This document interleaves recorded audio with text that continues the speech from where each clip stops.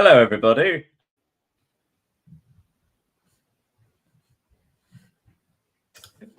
So nice to see you all. Yes, welcome back to the European Soccer Show here with Sports Talk United, and with me, fresh from his visit to the Lyon Paris Saint-Germain as an esteemed guest of one of the sponsors. It's Leo. Hello, Leo. Hey Daniel, how are you? Oh, I'm terrible. I've been sick as a dog this weekend. Yeah. But Sorry. it looked like you had having the time of your life apart from the result. How was the match? How was the experience? Yeah, it was the first time for me to be like a VIP in a stadium. The first time I went to a stadium with how a costume and approaching the players as close as I did, like 30, 40 centimeters away from them. Extraordinary, to be honest. That's a very specific amount. That's a Yeah, school ruler. yeah. I took That mine. close. That seems too close, actually. Now I think Yeah. about it. Like, I think, Leo, you won't be invited back. Right. Okay. Well, let's dive right into it because obviously we're a day or so late. It's just so difficult getting hold of Leo these days. He's so popular. As we have the chat of Ligue 1, let's start there. Let's start in France. So on Friday, Paris FC lost at home 1-0 to Rennes. On Saturday, Marseille defeated Brest 3-0, a triple over the Brests. Le Havre drew 1-1 at home to Nantes in a relegation battle. Monaco continued to confuse and befuddle and enrage as they lost at home 4-1 against surprised title challengers Lens. And then on Sunday, Lorient and Toulouse drew 1-1. Angers defeated Auxerre 2-0 at home. Metz, my God, Metz, there's something happened to them. 3 wins on the bounce, defeating what was a pretty good Nice side, 2-1. Strasbourg defeated Lille 2-0. And of course, the big finale, Lyon 2, Paris Saint-Germain 3. Well, I think we'll end on that incredible match at that one. But we're actually going to start. We're going to start looking at. I just realised the running order. I just did a different order. I'll go back to that later. We'll start with Monaco against Lens. So a quick look at the table. Paris Saint-Germain are top on 27 points. Marseille are second on 25. And Lens are third on 25. So the first question to put your way, Leo. Lens winning 4-1 at Monaco. How good are Lens? Why? And are they legitimate challengers? Lens, or Lens in French, they changed their manager this summer. They took Pierre Sage, who previously been to Lyon, to save them from. Oh, pause 1 second. You've muted.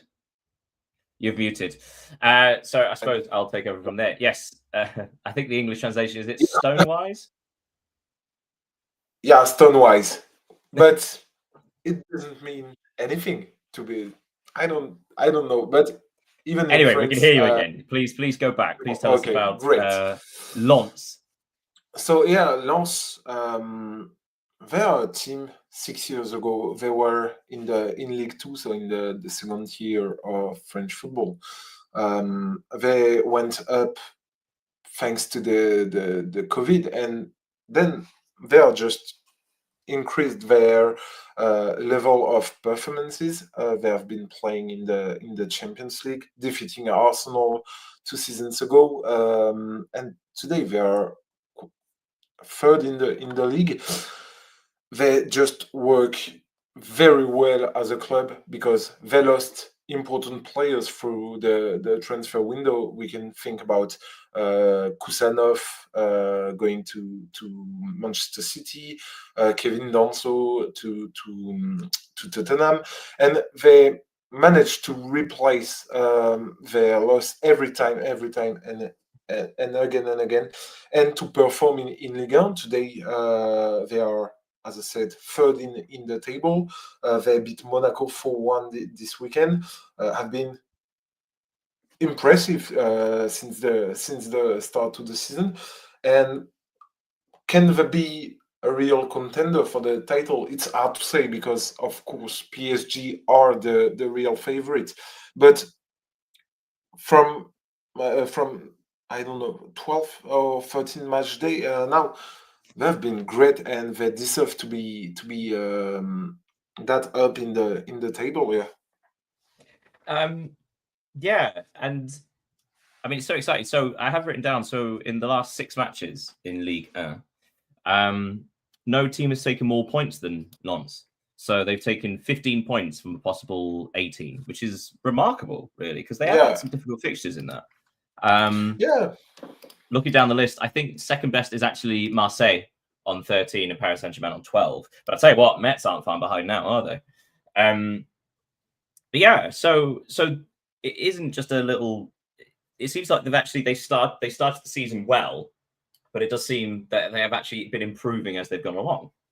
Yeah, and even if you talk about the first game of their season, which was a defeat to Lyon, the result was very positive for Lyon because when you watched the game, Lens dominated. They created opportunities, but they just didn't seize them.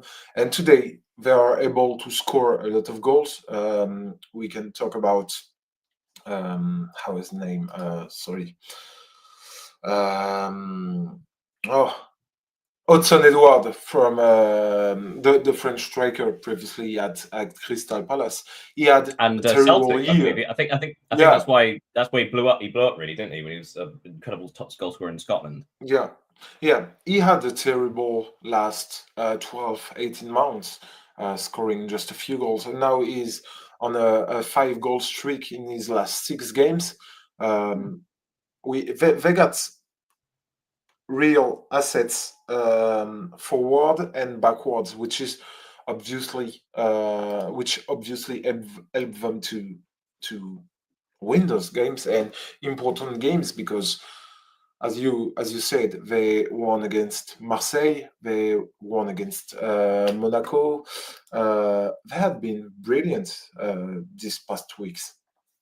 Long way to continue. A quick word on Monaco. Have they replaced Nice as the most chaotic team in Ligue 1? They have, but for many seasons now.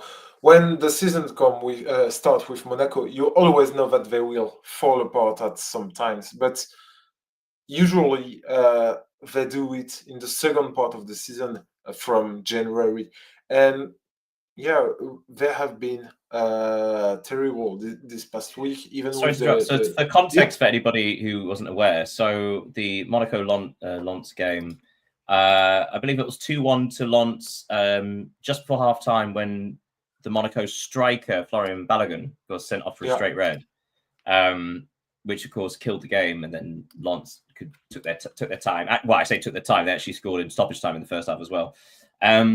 So obviously, long way back for Monaco from that point. But this is a long string of results where it's not only underwhelming but concerning in regards to discipline, in regards to defensive stability, and so on. I mean, they conceded 3 yeah, goals. Did they concede 3 goals against Nantes a couple of weeks ago? yeah. When they beat Nantes Yeah. 4-3 Last week. away. 2 weeks. Monaco is difficult to explain. Just to have this word about their last game this weekend. It was also a game marked by controversy surrounding the referee's decision because you've mentioned that Folarin Balogun had been sent off, but he was then awarded a penalty earlier in the game, and it was already discussed. His red card, to be honest, um, isn't fair at all because maybe it was not even a fault, but this match day in Liga had been marked by the controversies as usual, unfortunately, but that don't explain everything for Monaco to be that bad. So I mentioned before that Lens have won 5 of their last 6, and of course the one match that they didn't win was when they lost at Metz. So a quick word on Metz: 3 wins on the bounce. So for context, they are now. I mean, they are outside the relegation zone by a point. So down at the bottom, it's Auxerre on 7, Lorient, Nantes, Brest are all on 10, a perfect 10 for Brest. But Metz are on 11. So it also speaks volumes about just how far behind they were, because 3 wins on the bounce and they're only just out of the relegation zone. So it's, I mean, also incredible for them, and how wonderful that they could stay competitive rather than get cut adrift. But again, speaks volumes about these gaps that are now appearing in the season. Yeah, I wrote an article, I think 2 or 3 weeks ago, about the possibility for them to stay in Liga, and it was like that because only 2 teams had less as many points as them after 10 match days, and what they did against Lens, because their first win of the season was against Lens, it was great, and I think it started something, because beating one of the most informed teams in Liga in front of your fans, obviously it helped to start something, and then they beat Nantes away. Also, With and again, we 2 should goals. point out in both matches they had late goals, right? So that's Yeah, the other thing. They had late goals. yeah, Here, they had to come from behind again. So it really does speak volumes about determination and stamina, and yeah, and the the fact that fighting for the entire match. yeah, and the fact that they didn't give up on their coach, which is important in their situation. So it's a great streak for them, and the international break will allow us to work more in sort of winning the next games. And finally, before we depart Ligue 1, a word on, well, I say a word, let's give you a minute. Lyon and Paris Saint-Germain, an incredible match, incredible goals. Zaire Emery's effort, Maitland-Niles' effort. There was a red card in stoppage time for Taliafico. João Neves with a bullet header deep in stoppage time to win it at the death. I mean, this game had everything, didn't it? Yeah, it was obviously the big game of the week, one of the biggest of in Ligue 1. The Groupama Stadium was full. It was 58 people in it, a record attendance for the stadium. What a game, to be honest. Even if, of course, both teams had injured players, we will not come back on Dembele, Doué, absence, and some other players' lack of form.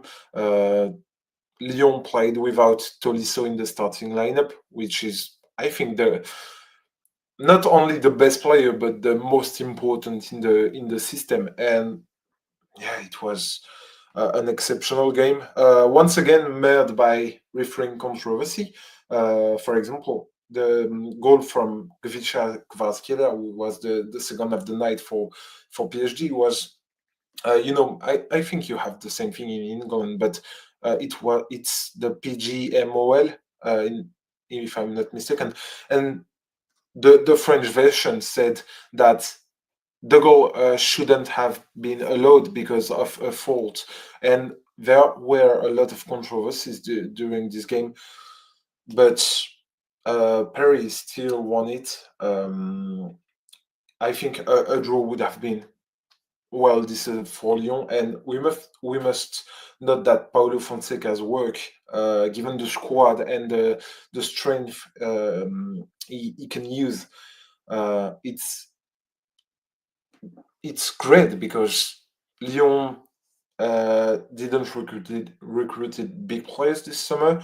They lost some, as Ryan Cherki, Alexandre Lacazette, Lucas Perry going to Leeds, and they play really good.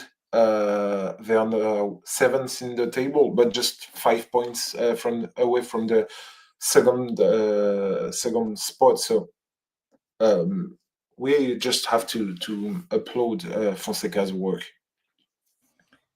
Absolutely, but also just to keep note of the fact that Paris Saint-Germain have dropped 6 points in their last 6 games and yet still sit atop by 2 points. see the teams around them still like sort of not quite grasping the opportunities that are coming their way. Yeah. Let's move on to the Premier League. I'll switch those two on the running order. The Premier League. So there are some big moments in this weekend. So first game on Saturday, Tottenham Hotspur 2, Manchester United 2. Manchester United seemingly cruising for victory. And then Tottenham somehow came back and scored in the 84th minute in stoppage time to take the lead. And then Man United equalised again. So somehow both teams were disappointed to end with a draw. Fulham's terrible form continues, losing 2-0 at Everton. West Ham United's resurgence, 2 wins on the bounce, winning 3-2 at home to relegation rivals Burnley. Sunderland's astonishing start to the season continues. Apart from anything else, they scored against Arsenal. No one's done that for a good long time. And twice. 2-2 against the league leaders. Chelsea beat Wolves 3-0, but that's probably taken now these days. And on Sunday, Aston Villa completely spanked Bournemouth 4-0, despite the fact that they had less XG. Brentford demolished Newcastle United, whose away days really are grey. Crystal Palace 0, Brighton 0. That happened. Nottingham Forest defeated Leeds United 3-1. Another relegation battle between the two, and Forest coming out on the good. And the last game, an astonishing victory for Manchester City as they defeated Liverpool 3-0. So let's quick look on the Spurs-Manchester United game. It was quite unusual because Manchester United were dominant essentially until the last 10 minutes. And yet somehow, I suppose we need to cut this up. So let's talk about this part first. The fact that Thomas Frank, when he made his substitutions in the second half, were roundly booed by the home crowd. Did he make the right choices? Were his substitutions the reason why Spurs got something from this game? I think he was right to make the substitutions because Matisse Tel and Odobert both proved decisive. So it shows that his substitutions worked. But as you said, I think Manchester United were dominant, and the draw is really deserved. It wasn't a great Premier League game, apart from the final 10-15 minutes.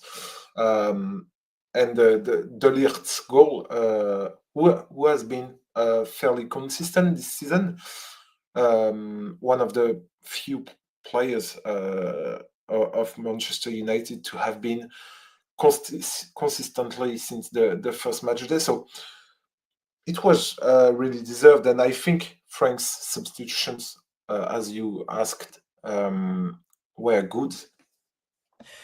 So then after that, Matisse Tel getting a goal in the 84th minute, Richarlison giving them the lead in the first minute stoppage time, and suddenly Tottenham Hotspur had the lead. They had the momentum. They had the crowd behind them, possibly for the first time that day. Manchester United were down to 10 men after Benjamin Šeško, who did not have a good game, went off injured. And yet Manchester United equalised in the 6th minute of stoppage time, I think it was. Matthias de Ligt with a header from the corner. It's an interesting question, but who would be the more disappointed of the two? Because obviously Spurs being so awful for so much of the game, and yet leading at the end against 10 men, you expect them to close that out. Whereas Manchester United somehow let Tottenham Hotspur back into the game despite dominating for 80-something minutes. So which of the two? Which do you think of the two should be more unhappy? I think Manchester United, because Tottenham, when Richarlison scored their second goal, they were fortunate to be leading against them, and then Manchester United would have deserved a win, even if the draw is a good result for them, because playing away at the Tottenham Hotspur Stadium is, of course, difficult. Playing against Tottenham is also, but yeah, I think they can have some regrets. And if I can just have a word on Bryan Mbeumo, because he's been astonishing this season at Manchester United in their context. And I don't think it's a coincidence if when you watch Manchester United or just think about them, Mbeumo's pictures are the ones we remember the most from their season, because he's always in the right place and always making the right move. We've seen it against Tottenham with his goal. He's really positive, a positive element, one of their best recruitment in the last few years, I think. And not only on the pitch, but also off. We can read a lot of things about him, very positive in the dressing room with his partners. So great, great. So let's look at another match. We're going to go over to well, let's talk about the last one, Manchester City Liverpool. I think because there's been a small reaction from Liverpool, especially after defeating Real Madrid in the Champions League. I think people thought that Liverpool had maybe righted the ship slightly. Perhaps there was, again, a bit of momentum, a bit of belief. But Manchester City absolutely destroyed them. There was a controversial goal disallowed from Virgil van Dijk from a header from a corner. The linesman ruling that Andy Robertson was playing was involved, was distracting the goalkeeper, and was then ruled off for offside. And obviously, PGMOL since afterwards has said that perhaps that shouldn't have been the way. However, there's no taking away from Manchester City. They were by far the better team, weren't they? Yeah, I think. But I have a question for you. Do you think Van Dijk's goal should have been allowed? Honestly, no. The reason I say that is because the thing is, I would probably accept it either way. It's one of those where it's because he's not in the direct eye line of the goalkeeper, it's hard to argue that he's having an impact. But of course, there is that thing of the goalkeeper instinctively doesn't know if that's going to deflect. It might alter something. However, Donnarumma does dive immediately after Virgil van Dijk heads it, so it doesn't seem like it would change anything. So had it been ruled allowed, it would have been absolutely fine for me. No worries, I understand why. But since they're saying, okay, well, he's distracting, I'll also buy it. I think the big thing is when does the goalkeeper jump? If does he stray at all from after Van Dijk heads the ball? No, he doesn't. Then it's probably not interfering. But like I say, I don't actually care. But it's a tough decision because, in my opinion, it obviously had an impact of the scenario of the game, because City, even though they were the better side of the 90 minutes, we both agree with that, and I think everybody is watching the game will agree. It would have allowed Liverpool to equalize in this game. So maybe the momentum could have changed, because it's not the same thing to be trailing 2-0 than to be equalizing away at the Etihad Stadium. Well, it's interesting because, again, it's the eye test, right? The difference between statistics and the eye test. The statistics will tell us that Manchester City were the better side, but the eye test tells us that Liverpool, I think the word thrown around currently is bullied. They were bullied by Manchester City. They didn't seem to have any control at all. It was fascinating. Although there was an element of luck with, I think all the goals. Erling Haaland, who missed a penalty early on, he scores from a header after Konate heads the ball onto his face and it goes in. It's instinctive, but it is a bit lucky. Nico Gonzalez's shot from outside the box took a deflection. That's lucky.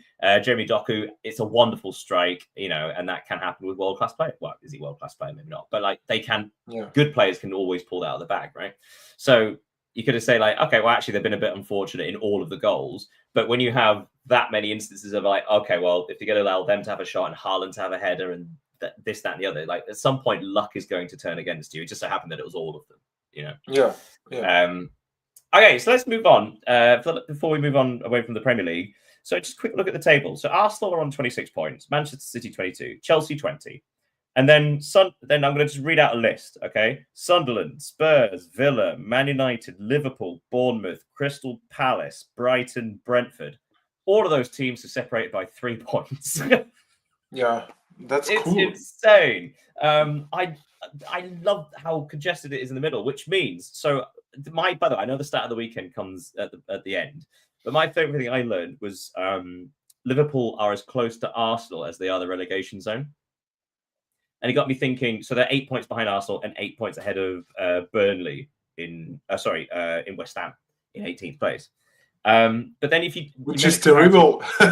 Yes, it is. But also, like when you make that comparison with other teams, for example, Everton, right? Everton are 13th? They're 13th, but they are as far away from relegation as they are from Champions League football. So it's this interesting thing of anybody in that pack essentially. Well, to a certain point, some of them could still get sucked into the relegation battle, but also you can aim a bit higher. Suddenly it's like, oh, actually, that's in touching distance. So it's at no point it's like normally at this point of the season, like, okay, what are we aiming for? Okay, so we're in about this point, we can try and push for Europe, or we just want to make sure we stay away from relegation, or what could we do? And here, there's a good 9 teams, 10 teams who have literally no idea what they could possibly what they're meant to be looking for. Because, for example, in other years, Sunderland start, being 4th place, 19 points. And obviously, all of us say like, oh, no. You say like, no, survival is the only thing. But other teams in that position would be hoping to try and squeeze the last European place, So what possibly can Sunderland achieve? It's a fascinating year. What's been your favourite surprise of the Premier League season so far? It could be like as a team doing badly or a team doing well, but what's been your favourite sort of unexpected team? I think it's difficult to not answer Sunderland because we know that often in the Premier League when the promoted team struggle to stay in the Premier League, and now we have a team 4th in the table. It's sensational, and of course, if Sunderland is are known for their French players and coach because Regis Lebris is French, so maybe a little how can I can be proud of that team and the French and its French identity. So yeah, Sunderland have been really good. Yes, the Le Chat Noir. Anyway, so going on to La Liga, let's talk about La Liga. Again, excellent weekend in La Liga. On Friday, Elche drew against Real Sociedad 1-1. Another late goal for Sociedad. Yeah. Can't say it today. Saturday, a precious win for Girona, 1-0 against Alaves. Sevilla defeated Osasuna 1-0. Atletico Madrid beats Levante 3-1 at home. Espanyol lost at home to Villarreal 2-0, who again, Villarreal very much the 4th team in this title race so far.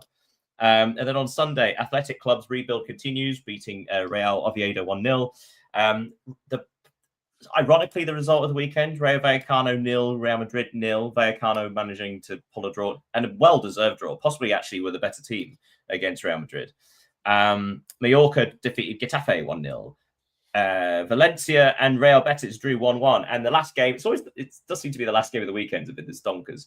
Celta Vigo 2, Barcelona 4. Let's start with that one. Possibly because it's by far the most entertaining. An incredible match, a real test for Barcelona. And one they came through. They had to show some real backbone. They had to show some spirit in order to get over the line against Celta Vigo. Yeah, it has always been difficult for Barcelona to win at Balaidos, Celta Vigo Stadium, and they made it with style this weekend. And the good point of this game is to show that the return of injured players, because Lewandowski, of course, was injured and he scored a hat trick against Vigo. It will be beneficial for them. They will also have Rafinha back in the next few weeks. Joan Garcia, their goalkeeper. It will obviously help them, and Pedri also, because he's been missing for now a few weeks. So it's important for them to see that their injured player will play a big role in their second part of the season. Do you think it contributed to having Lewandowski back, having such an experienced, calm, composed head in this kind of, because this was a bit chaotic. So Lewandowski opened the scoring in the 10th minute, and then Carrera equalised a minute later. Fast forward towards the end of the first half, like the 37th minute, Lewandowski took the lead again. Then is it Borja Iglesias equalised on just before half time. But then Lamine Yamal extended the lead 4 minutes into stoppage time, and then half time 3-2. That's a chaotic first half, and yet they edged it. And then in the second half, a lot more control, a lot more calm. Lewandowski completed his hat trick with a gorgeous Marcus Rashford cross, and one more. Yeah, I suppose maybe that downside really was that Frankie de Jong didn't quite show the composure that Lewandowski had, because obviously he got picked up a second yellow card deep into stoppage time, which was unnecessary, and now he's suspended. Do you think actually the experience of Lewandowski showed why it's so essential in this team, having someone of that caliber and that experience?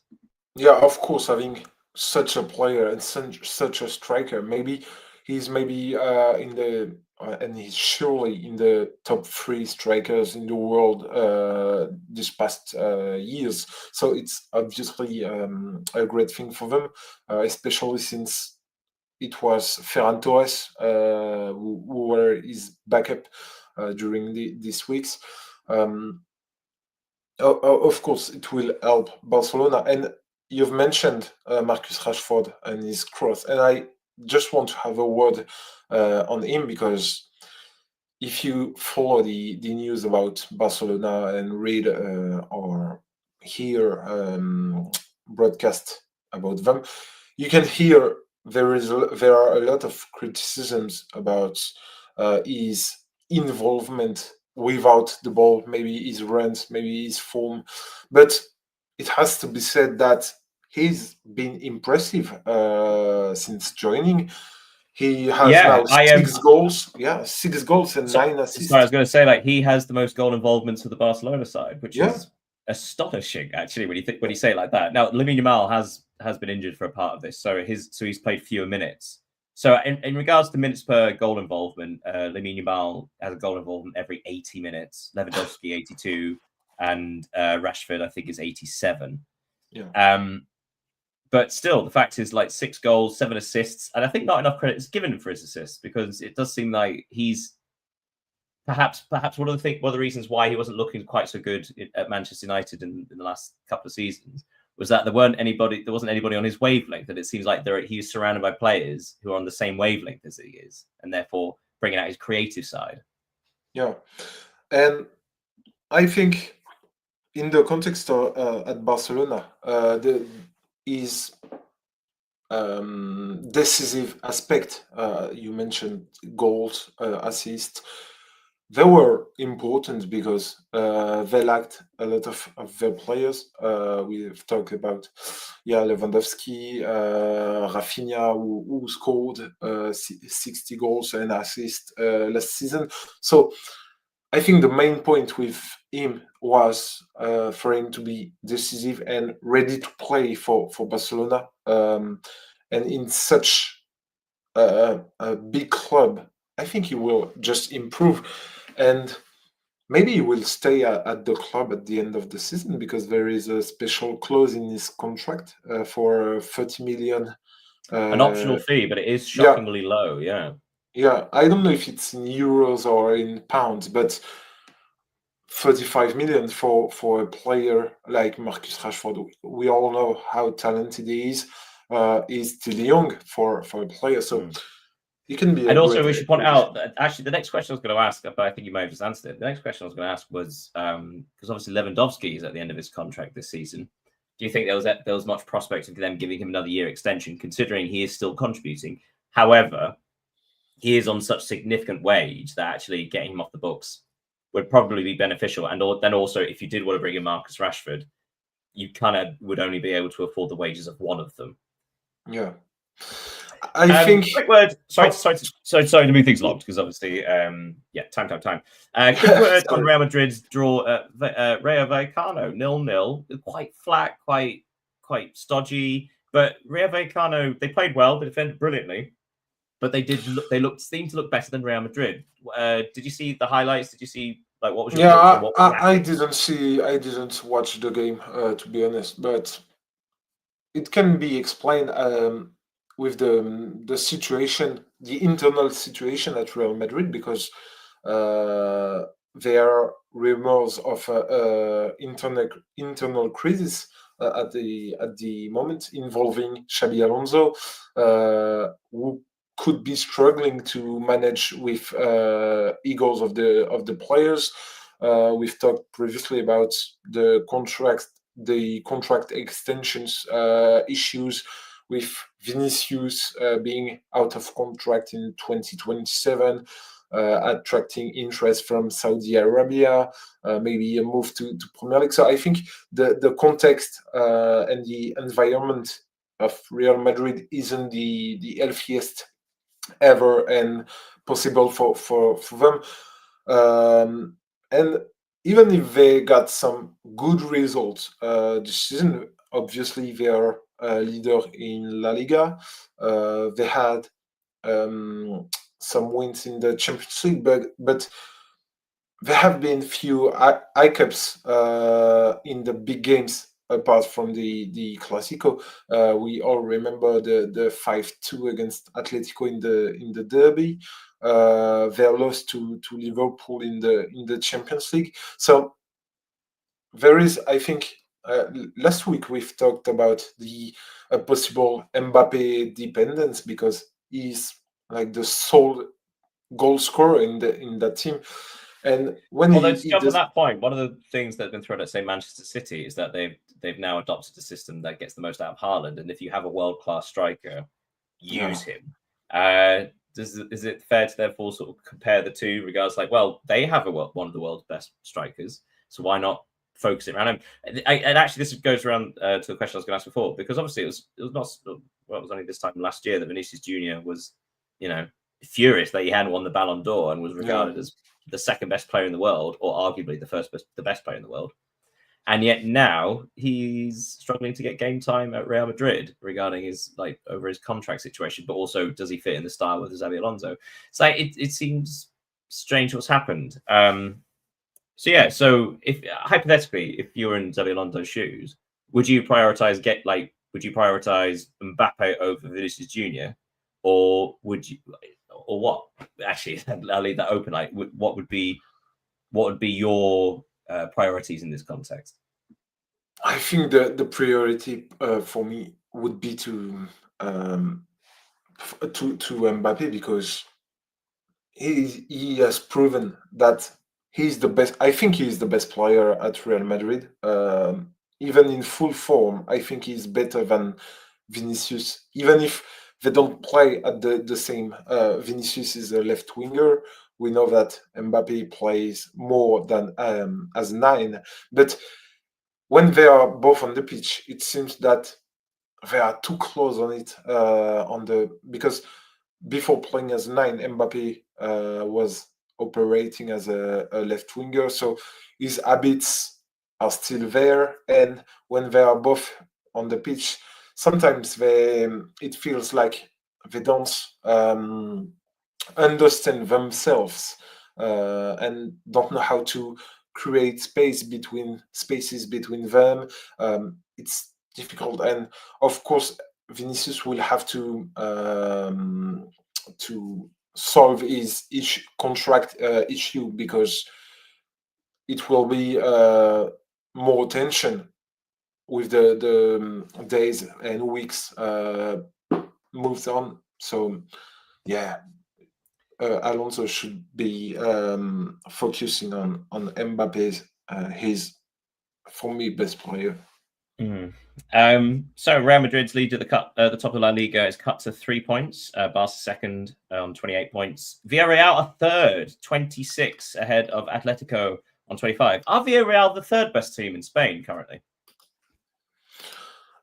If you are just looking at the result, I think they are. But the question is that can they keep going like that all the during all the season, because they are playing Champions League football too, so they will have to deal with everything. And Atletico, they had difficulties in the early seasons with a lot of draws, and since a few weeks they have been winning everything except from the visit to Arsenal. If I'm not mistaken, they have beating Real Madrid. They have beaten Real Madrid, Inter Milan, both Real Betis and Sevilla. So they had good results, and I think the depth of the squad is better than Villarreal's. So I think they will end up like fourth or five at the end of the season. Well, I mean, talk about that. Villarreal do have a 6 point gap ahead of Betis in fifth. Yeah. So in a strong position to continue this. Right, let's move on, shall we? Over to Serie A and the sacking season. Where did I put it? Oh, yeah, here it is. So on Friday, Cremonese's title challenge is officially over as they lost away at Pisa 1-0. On to Saturday, the most Italian of Saturdays. Get ready for this. Como, 0. Cagliari, 0. Lecce, 0. Hellas Verona, 0. The Turin derby, Juventus Torino, 0-0. As usual. We need to talk about that, actually. Yeah. But no, don't interrupt me. Parma 2, AC Milan 2. AC Milan 2-0 lead against Parma and yet threw it away. On Sunday, Atalanta lost at home 3-0 to promoted Sassuolo. And that was Juric's last match in charge and has been relieved of his duties. Bologna defeated champions Napoli 2-0. Napoli had one shot on target the whole match. Oh, it was insipid. Genoa and Fiorentina 2-2. Fiorentina still can't get that win. Roma 2, Udinese 0, and Inter 2, Lazio 0. A goal from Lautaro Martinez and Barry either side of half time. Right. First of all, we'll ignore the 0-0s. Okay. Apart from one. Let's talk about 1-0. So the Turin derby, first of all, well done. It does seem like Torino have turned it around, considering their terrible start to the season, but they've stabilised and they're now comfortably away from the relegation zone. But Juventus were awful. 0-0 in this derby. Not great for them. Quick word on this, and then what I would like to talk about is AC Milan's capitulation, because that was probably worse, actually. Away at Parma, 2-0 up, and somehow not winning. Yeah, give me your thoughts. Yeah, just a few words about the Derby della Mole, as Italian called it. Is that Juventus, even if they dominated that game, dominated in terms of possession, they really lack a playmaker, someone who can create chances, opportunities, because the strikers, it is one of the stats I look for this week. They have now gone, hear me up, 50 days without a goal from open play in Serie A. So it's terrible regarding the. So again, let's think about they are so stacked up top as well. So we've got the new signings: Lois Openda, Jonathan David. You've got Vlahovic. There's someone else, isn't there? There's another striker there.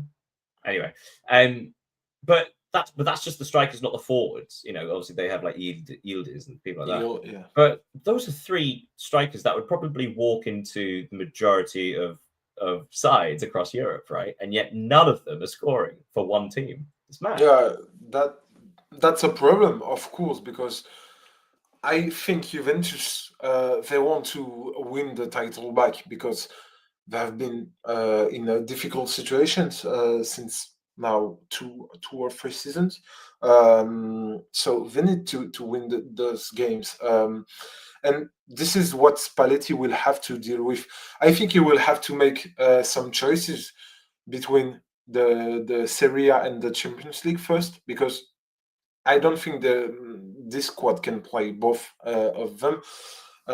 He's been hired for the next 6 months, with his contract terminated in next June. So I think the first thing is that because Juventus play with three centre backs and two wing backs, so I think he can change the system, as he did with Napoli when they won the Scudetto, going from five defenders with the wing backs to four. I think it will be something we will see after the international break. Sorry, we'll Yeah, park you there just because, again, being aware of time. So AC Milan, talk about AC Milan. Possibly the most confusing side. So top of the Serie A, Inter and Roma are on 24 points. Clean sheets galore, consistency galore. It makes sense they're up there. AC Milan and Napoli are on 22 points, with Bologna now on 21, sneaking up behind. AC Milan are undefeated since the opening day when they lost to Cremonese, which you'd think. So it does seem like, okay, so actually they're third. They are undefeated since the opening weekend. They have had some good performances, had good results. I mean, there was an away draw against Juventus, away at Atalanta. They won at home against Roma. These are good results. But among that, there's also a home draw against Pisa and an away draw at Parma. It does seem that they're kind of tripping themselves up, and it doesn't quite make sense. yeah, I think it's frustrated for the Milan supporters because, as you said, they managed to hold their own against the kind of big teams in the championship, but they struggle to win against this Parma, Pisa, Cremonese. They having won just only 2 points from 9 against these opponents. Of course, when you target to win the championship, it's not enough. You have to win these games, and I think it just demonstrates a lack of sharpness, both mentally because they need to. I think it's the most difficult games are this kind of games against promoted teams or weaker teams, and they have to take them like they're playing Inter Milan or Juventus, and of course they need to score more goals because when we always said that the third goal in a game is maybe the most important, and against Parma they scored two and they missed to score the third, and then Parma scored one and scored two to equalize, and it just can't happen for a team like Milan, and they should be able to put themselves ahead. Yeah, good point. And next up, who do they play? I don't know. Inter. Oh, okay. So the Milan derby. Yeah. Well, I mean, they probably performed for that. Right. Looking at the bottom of the table, so Parma just outside the relegation zone on 8 points. Genoa on 7, who recently fired their manager, Patrick Vieira. Hellas Verona in 19th on 6 points. And Fiorentina, bottom of the pile, 5 points. And finally, enough was enough this week when Pioli was relieved of his duties. He was sacked as manager of Fiorentina. I mean, we discussed this, I think, last week about should this have happened sooner? And I think now we know that yes, it should have done because it's been several weeks later and they still haven't won a game in that time, and are now how far behind? They are 4 points behind safety, which is actually not that much, really. You know, it's still within reach. But I mean, for context, that's how many points Como are behind AC Milan. You know, so when we say like that, like in a different context, like, oh yeah, we don't imagine Como will catch up to AC Milan, and yet. Yeah, I suppose the questions are like, have Fiorentina acted too late, and I suppose, do we realistically expect them to pull away because their squad is better than Hellas Verona's? It is better than Genoa's. It is better than Parma's. Of course, and I think it's worth to note that there is a context because last year Fiorentina ended 6th in the league. They invested a lot this summer. approximately 100 million euros, if I don't say something wrong. So, of course, seeing them at the last place of the league is a tragedy, especially since they were in European final 2 years ago. They are a big team in Serie A, so they need to change things. I don't know if it's too late. I don't. I don't really think, because, as you said, there are just four points Yeah, between them. I suppose the reason I bring that up is because, unlike other leagues, say for example the Premier League, Wolves are 7 points behind 19th place. Yeah, They are 8 points behind safety. They have 2 points all season. And yeah, Fiorentina have 5, which isn't that much more. But the difference is there's not that huge gap between them. And so to give some credit to Metz, they don't have to do a Metz just to catch up, right? They are within basically a win from touching distance, which is absolutely doable. It's just it hasn't happened yet. yeah, they have to. Yeah, that's impressive that they haven't won a single game. But I think the quality of the squad will allow them, sorry, to get out of this situation. Well, they certainly hope so. Okay, finally, let's move on to Das Bundesliga. On Friday, Werder Bremen defeated Wolfsburg 2-1, with Wolfsburg relieving their manager of their duties soon thereafter. On Saturday, Bayer Leverkusen had a wild old romp against Heidenheim, winning 6-0. Hamburger won, Borussia Dortmund won. Borussia Dortmund conceding in the 7th minute of stoppage time. So close to another victory, but no.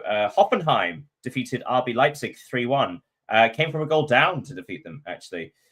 Union Berlin, somehow, for the first time this season, Bayern Munich have not won a game. Union Berlin were excellent in their 2-2 draw against Bayern Munich, and Bayern Munich needed, a worldie of a goal to open their account.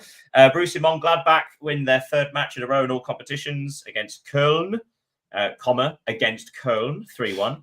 Then on Sunday, Freiburg defeated St. Pauli 2-1. Stuttgart's good form continues as they defeated Augsburg 3-2. And Eintracht Frankfurt defeated Mainz 1-0. And yes, that's another clean sheet for Frankfurt. So the big news, first of all, Bayern Munich, and we'll talk about this quite quickly. Bayern Munich finally dropped points this season. Union Berlin took the lead in the 9th minute through Durkee. And then Luis Diaz scored one of the most unique goals I've ever seen. Did you see this goal? Yeah, of course I did. Would you like to talk? Would you describe it for us? I don't know if I have the right words in English, but well, it's kind of the beauty of it. Okay, I'll set up. So first of all, there's a 1-2 between him and Josip Stanisic. But Stanisic's return pass is too strong for Luis Diaz. So the first part of the genius is him sliding at the byline, so where it crosses for a goal line, sliding just to keep it in. His first touch takes it just perfectly away, and like he somehow touches it as he's getting up as well. And then his third touch is just to shoot the ball into the goal from an impossible angle. Like you say in the notes over here, the XG was 0.03. It was, I think, the only goal scored that had across all the major European leagues that had a tighter angle than that was a goal directly from a corner. It was that kind of angle, and yet it was much nearer the goal. It was an incredible shot, wasn't it? Yeah, it was. And even when you look at the highlights, you can see Pavlovic's reaction to Luis Diaz. He's like, "Oh my God, what did he do?" Because firstly, his pass to Diaz wasn't good at all, and the way Luis Diaz managed to make it a good pass and then to win back the ball and adjust the goalkeeper was exceptional. And I think it will be certainly one of the goal of the year, and maybe a Puskas future. We've had a few of those in this last couple of weeks. I was just thinking about Van der Ven's goal for Spurs in the Champions League. I think that might, but still. Is Luis Diaz the best left winger in the world right now? It's difficult to say, but I think he's maybe underrated. We've heard this summer that he was close to to join Barcelona, or at least Deco wanted him. He put a target on his back. But to say if he is the best, because we can talk about Kvaratskhelia, of course, from PSG, even Bradley Barcola, but at the moment, I don't think they are better than him. Even Rafinha, because when he will be back at Barcelona, he had a tremendous season last season, so exceptional. But yeah, maybe he is. But no, I was just thinking about Jeremy Doku. I think he's the real deal at the moment. Fair enough. Okay. Controversial choice, may I say. But Union Berlin were excellent in this game. They defended aggressively. But in fact, Diaz's shot that won a goal for Bayern seemed to be their first, I was going to say first opportunity of the game. It wasn't even an opportunity. But still, they clung in there. Durkee scored a second for Union Berlin after, I think the ball sort of inadvertently hit Harry Kane on the back of the head and fell into his path from a set piece. But then Harry Kane equalised in the 3rd minute stoppage time. So Bayern still undefeated, even if they didn't win every single game. But Bayern dropping points for the first time this season, opening the door ever so slightly to their rivals. But no, once again, Dortmund not grasping the opportunity. They were winning again away at Hamburger. Chukwuemeka with a goal in the second half. And then the 7th minute of stoppage time, Dortmund just see it out, close the gap to the top to 4 points, and yet they've conceded. This is indicative of Dortmund over the last 4 or 5 years, isn't it? Yeah, as usual. Not with the same consequences as their draw to Mainz 2 seasons ago, when they could have been crowned Bundesliga champion. But yeah, it's a team that is often talked about because of their bad results and the opportunities they miss. But we can also talk about Leipzig, because they also lost this weekend. They could have against a closed the good gap. Hoffenheim side. So Hoffenheim are currently 6th, but still, they had the chance to close the gap at the top to just 3 points. Actually, had they won their game. But yeah, they were routine. They were actually resoundingly defeated again, and they were leading, and they somehow gave it up. And that does speak volumes about Bayern's mentality, the fact that they were able to come from behind twice, and yet Dortmund and Leipzig capitulated. Yeah, of course, and especially since Dortmund Bayern had a difficult game midweek with the PSG's victory over PSG. Sorry, so they are, I think, the best team in the world at the moment, and they just prove it week after week. Even if they don't, when you can't win a game, you just have to know how to not lose it. And Bayern, I think they know that better than anyone. But are they the best team in the world currently? Officially, currently it's Chelsea. That very important for 4 years. Yeah. Anywho, so let's go to Tess's tops and flops. So, do you have a tops and flops? Yeah, my flops. My flop of the week is the refereeing in France, because it's been this season particularly. I think they are every weekend, I will not say every game, but almost there a controversy. And Corentin Tolisso, so we've talked about him earlier in the show. He made a video on Instagram asking for the team's captain, directors, and the referee to sit down around the table and talk about, because the situation is getting worse and worse in France concerning the refereeing, and I think it's a good idea. But the actors of the game must talk to try to solve these problems. And do you have a top? Give me a top. So, guys, let's end with you. I don't really have a top, but maybe it would be Manchester City because they sent a message to Arsenal by beating Liverpool. I think they will be a really, really tough team to beat this season.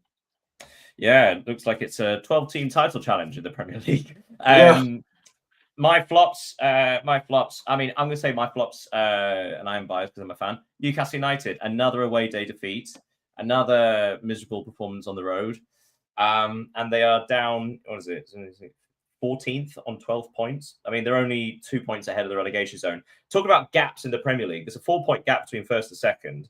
Then there's nothing more than a point gap between third place and Everton in 14th. And then there's a 3-point gap between them and Newcastle. So there are only 2 gaps. Well, 3 if you include Wolves being behind Forest. So yeah, Newcastle again, awful performance. It's quite strange, home and away, such 2 different teams. Tops, strangely, I'm going to give one, but I don't actually know his name. The Bologna goalkeeper, if anyone doesn't know the story. So I think he's the Bologna goalkeeper. Their starting goalkeeper got injured quite early on, and the substitute was a 17-year-old who came on for his full debut against the champions Napoli. And Napoli, as I said earlier, only got 1 shot on target throughout the entire match. But at the full-time whistle, the young lad broke down in tears because God only knows how tense he must have been. Like in the fact that he had to come on as well in such a situation, as opposed to being told beforehand. And then all of the Bologna players surround him, can carry him on their shoulders. It's the most it was a heartwarming moment. It was very, very nice. Do you have a stat of the week you want to end with? Yeah, I got one and a question for you. So just for the start, it's Inigo Perez, so the manager of Rayo Vallecano. He earned himself a slice of history this weekend because he became the first coach of in Rayo Vallecano's history to avoid defeat in 3 different matches against Real Madrid. So it's unbelievable for a club, and it's yeah. And my quiz question is: do you know? I think you know, but do you know who is Serie A's top scorer and how many goals he had scored this season? Serie A's? Yeah. Oh, I do know this. I do know this. That's annoying. I won't get it. It's like Eke Akpong or something like that, but I can't quite get it. Who is it? The biggest point is not who is it. It's Hakan Çalhanoğlu from Inter. But how is it? Yeah, but the amount of the top goal scorer 3, 4? No, 5 in Serie A. Yeah, so and we have played 11 games. Comparing to Erling Haaland is 14 goals. I was going to say, and actually, I think 2 or 3 of those are penalties as well, and he's a midfielder. So it doesn't speak volumes about that. But hey, you know what? You don't get 3 back-to-back 0-0s in every single league, you know. Right, we're going to end it there. End it there. Thank you so much for joining me, Leo. Thank you, Daniel. Thank you, everyone. Thank you, everyone, for joining us who are watching live. For those of you watching afterwards, make sure you look at the X accounts, the YouTube account, subscribe, follow us, etc., all of that nonsense. I hope you all have a great week. We'll see you next time. Goodbye, everybody. Goodbye.